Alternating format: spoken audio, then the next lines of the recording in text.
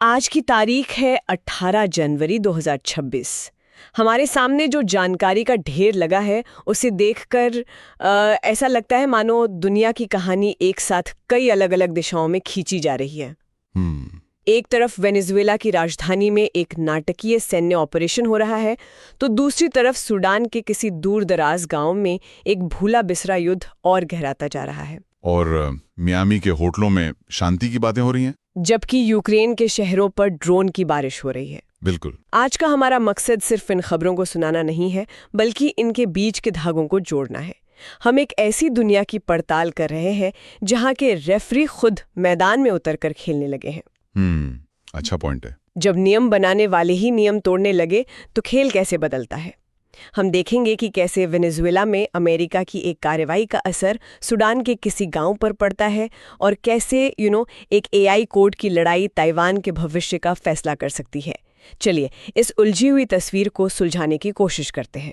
चलिए तो शुरुआत उस घटना से करते हैं जिसने अंतर्राष्ट्रीय नियमों की किताब को शायद फाड़कर फेंक दिया है।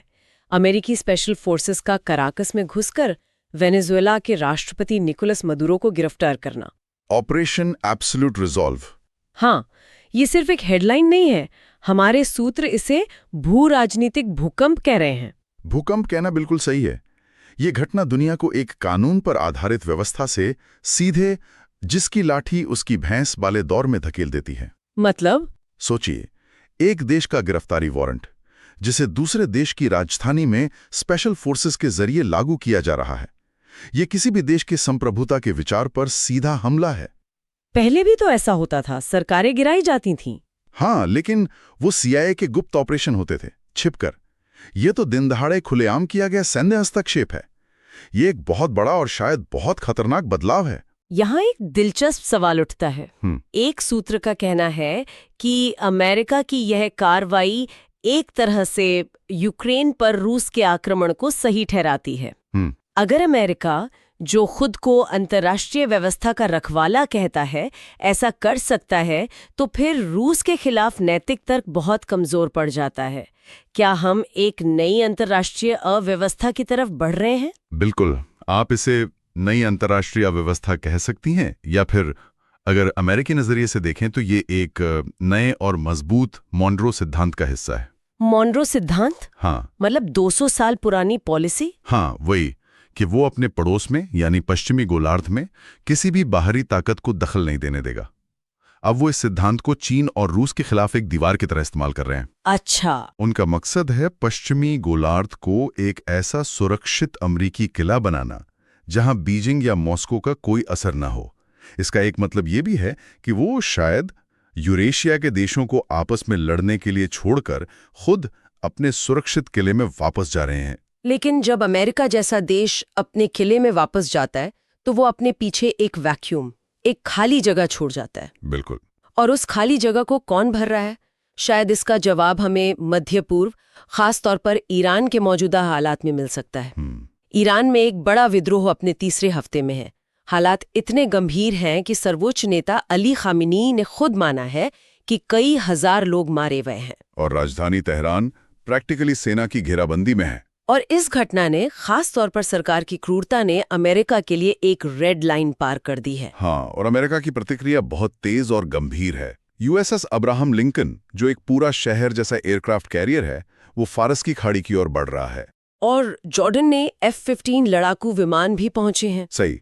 सूत्रों का कहना है कि अमेरिका ईरानी नेतृत्व के खिलाफ डीकैपिटेशन स्ट्राइक की तैयारी कर रहा है। मतलब सीधे शीर्ष नेतृत्व को निशाना बनाना? हाँ, उन्हें रास्ते से हटाना। लेकिन क्या अमेरिका के पास सच में ईरान में हस्तक्षेप करने की हिम्मत है, खासकर जब वो वेनेजुएला और चीन के साथ पहले से ही उलझा हुआ है? कुछ विश्लेषक तो इसे सिर्फ एक गीदड़ भभकी मान रहे हैं। ये एक बहुत बड़ा जुआ है, लेकिन शायद अमेरिकी प्रशासन को लगता है कि उनके पास वक्त नहीं है।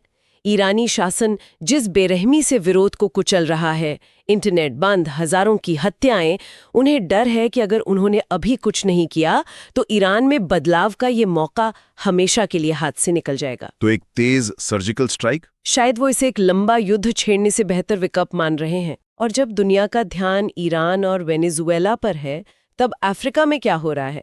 यहाँ के सूत्र बताते हैं कि वैश्विक ध्यान बंटने की वजह से वहाँ की युद्ध और भी भयानक होते जा रहे हैं। देखिए, वेनेजुएला में जो हुआ वो सिर्फ एक घटना नहीं है, वो एक कीमत है।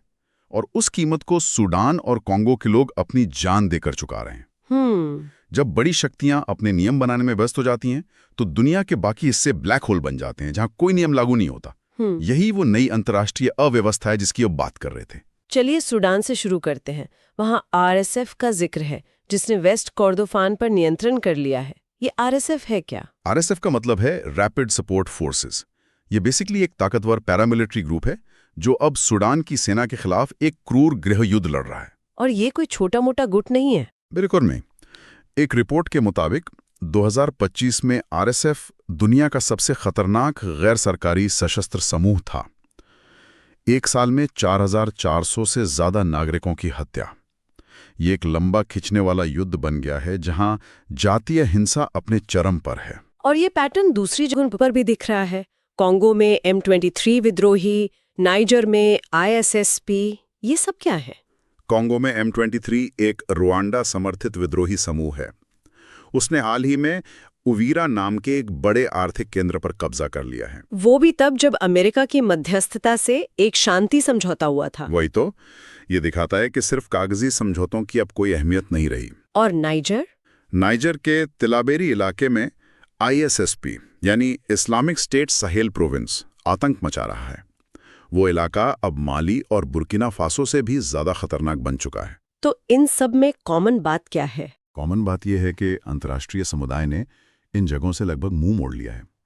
यूक्रेन, मध्य पूर्व और अब वेनेजुएला पर दुनिया का ध्यान इतना ज्यादा है कि इन संघर्षों को नजरअंदाज किया जा रहा है। चैथम हाउस का एक सूत्र चेतावनी देता है कि अगर अफ्रीकी देशों ने खुद मजबूत क्षेत्रीय कार्रवाई नहीं की तो वहां के लिए दोषपूर्ण चुनाव और खूनी संघर्ष ही नया नॉर्मल बन जाएगा। तो अफ्रीकी संस्थान कोशिश कर रहे हैं? हाँ, कर रहे हैं, लेकिन ये उनके लिए एक बहुत बड़ी परीक्षा है। तो ये संघर्ष सिर्फ जमीन पर या सत्ता के लिए नहीं हो रहे। एक लड़ाई उस जगह भी हो रही है जिसकी कोई सीमा नहीं है, साइबर स्पेस। और यहाँ हथियार पूरी तरह से बदल गए हैं। सूत्र इसे एजेंटिक AI कह रहे हैं। ये सुनने में काफी टेक्निकल लगता है, लेकिन इसे ऐसे समझिए कि ये अब सिर्फ हैकिंग के टूल नहीं है।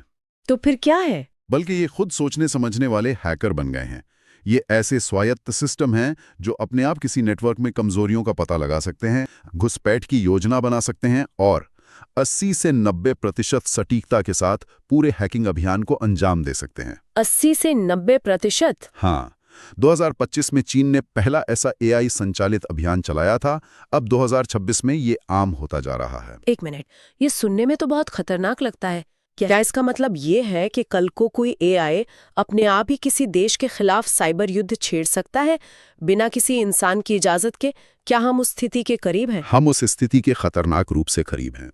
सबसे बड़ी चुनौती रफ्तार की है। रफ्तार? जब एक AI हमला करता है तो दूसरा AI ही उसे रोक सकता है।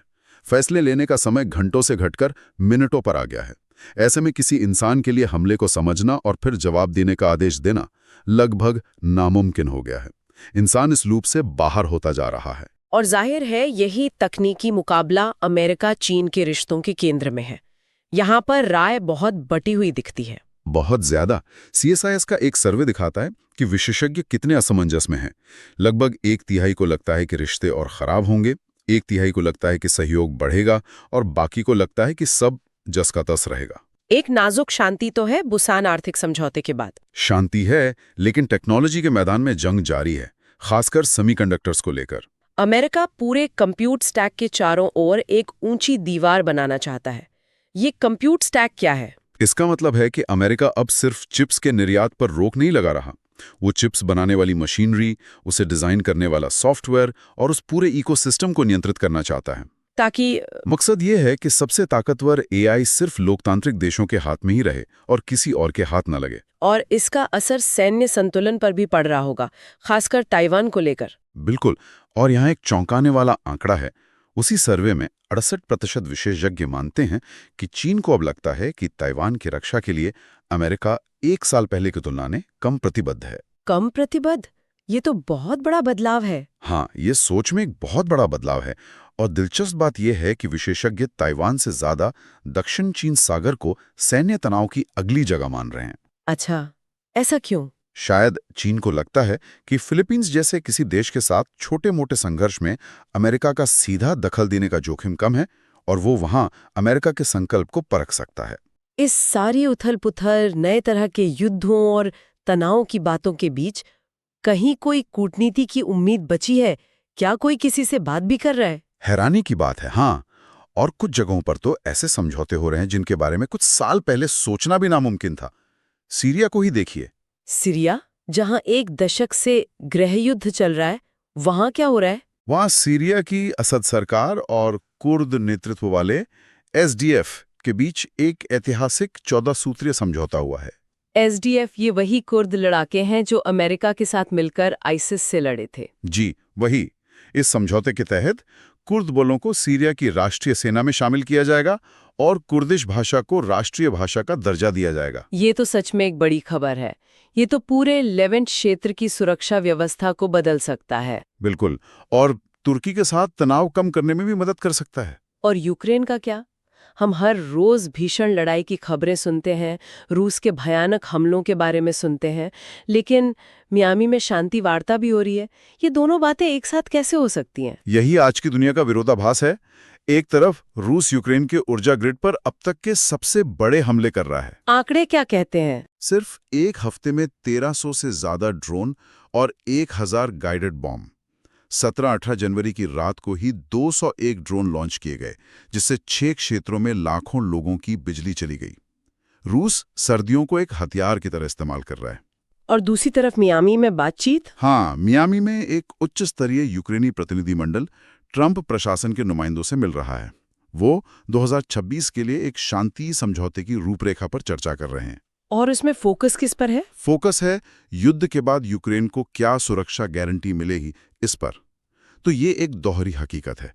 जमीन पर भीषण युद्ध और बंद दरवाजों के पीछे उच्च स्तरीय कूटनीति। शांति वार्ता का नतीजा इस पर निर्भर करेगा कि जमीन पर कौन ज्यादा मजबूती से टिका रहता है। तो अगर हम आज की इस पूरी तस्वीर को एक साथ देखें तो क्या नतीजा निकलता है? हम एक ऐसी दुनिया देख रहे हैं जहां पुराने नियम तोड़े जा रहे हैं, जैसा वेनेजुएला में हुआ। दुनिया का ध्यान बटा हुआ है, जिससे अफ्रीका जैसे क्षेत्रों में संघर्ष की आग को और हवा मिल रही है। सही। और टेक्नोलॉजी, खासकर ये एजेंटिक एआई, मुकाबले और संघर्ष की रफ्तार को इतना तेज कर रही है कि इंसान पीछे छूटता जा रहा है। और अंत में एक विचार, जब हम इन बड़ी बड़ी भू राजनीतिक चालों को देख रहे हैं तो हम एक और चीज को नजरअंदाज कर रहे हैं। वो क्या? एक विश्लेषण अफ्रीका और दक्षिण एशिया में उभरते हुए जेन ज़ी आंदोलनों की ओर इशारा करता है। केन्या, मेडागास्कर, यहाँ तक कि बांग्लादेश और नेपाल में भी डिजिटल रूप से जुड़े ये युवा शासन की नाकामियों और पुराने पड़ चुके नेताओं को चुनौती दे रहे हैं। अच्छा। तो जहां बड़ी शक्तियां अपने शतरंज के बिसात पर मुहरें चल रही हैं, वहीं जमीन पर एक नई पीढ़ी का दबाव आने वाले सालों में राजनीति को नीचे से ऊपर की ओर बदल सकता है। तो ये एक याद दिलाता है कि शक्ति हमेशा ऊपर से ही नहीं आती। बिल्कुल, शक्ति नीचे से भी आती है।